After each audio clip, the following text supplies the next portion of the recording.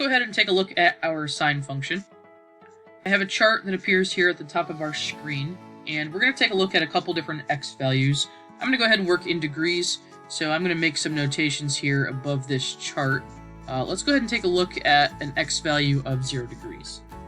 If we're working with our sine function, I'm going to go ahead and use y equals sine of x as the function we're working with.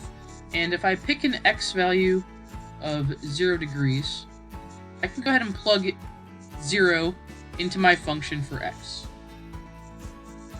And if we calculate sine of 0 degrees, you can type this into your calculator if you'd like to, you should get a 0 right back. So one of the first points we're going to plot on our graph is the point 0, 0. Right, and I can do the same thing. Let's go ahead and take a look at an angle measure of 30 degrees, or in this case, pi over 6.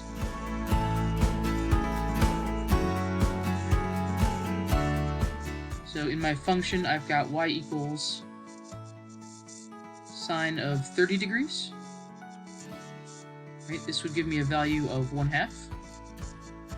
So as a point on my graph, I've got the angle measure 30 degrees. You can use pi over 6, and the y value here would be 1/2. Right, let's go ahead and do one more. Let's use pi over 4, which is 45 degrees.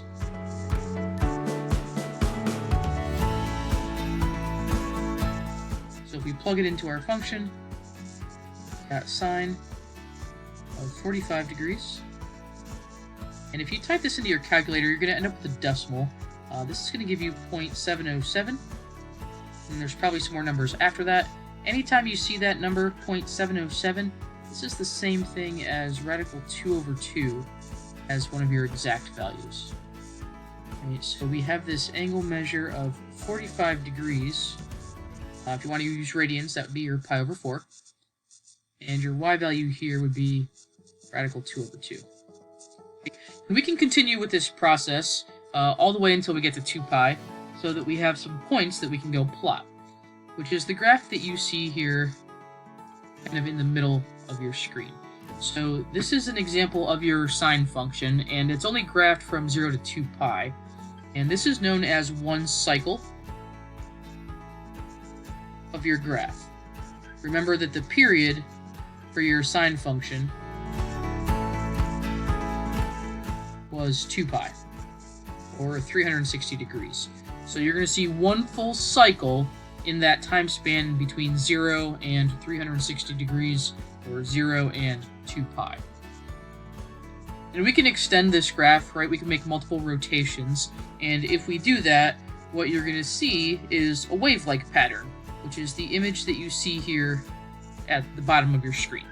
Right? It's going to go on forever, both left and right on our graph. We can also take a look at a couple properties of our sine function. If we're going to talk about our domain, which is how far left and right our graph goes, this is going to be all real numbers. So it's going to go from negative infinity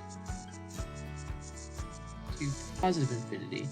Right, these would be the x values that you're allowed to use. If you're talking about the range of your graph,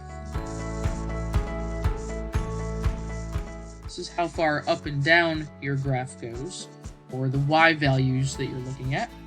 And our smallest y value on our graph here is a -1. It does touch the -1, so I'm going to go ahead and bracket the -1 there.